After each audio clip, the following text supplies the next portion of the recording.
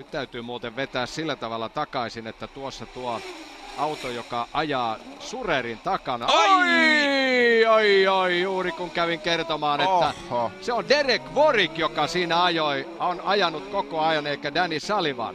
Mark Surer keskeyttää tuohon ja Derek Warwick numerolla 35 ja hänen edellään, näiden kuljettajan edellä meni tuolla vihreällä autolla Danny Sullivan. Kyllä.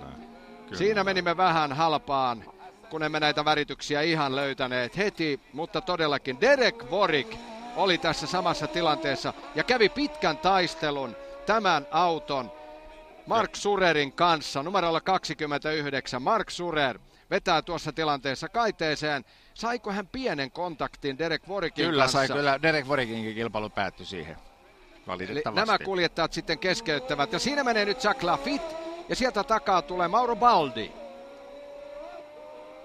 Kilpailun puoliväli on ohitettu ja tässä tulee Danny Sullivan. Hän ajaa tällä vihreällä autolla, pyydämme anteeksi tätä pientä virhettä, mutta nämä värisävytykset eivät aivan olleet meille täyttä totta ja niin sanotusti kuluneet tuonne aivojen syviin lokeroihin. Ja nyt tulee tämä tilanne, tässä Mark Surer ja hänen takanaan tulee sitten Derek Warwick tällä Candy-autolla.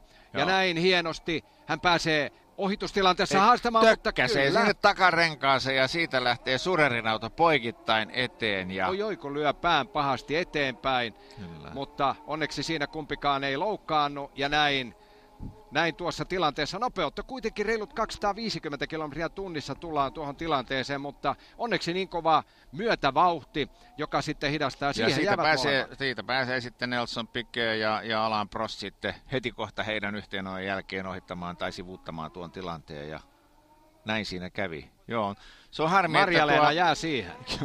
Mari-Leena jää siihen ja se oli harmi, että Derek Warwickin autossa tuo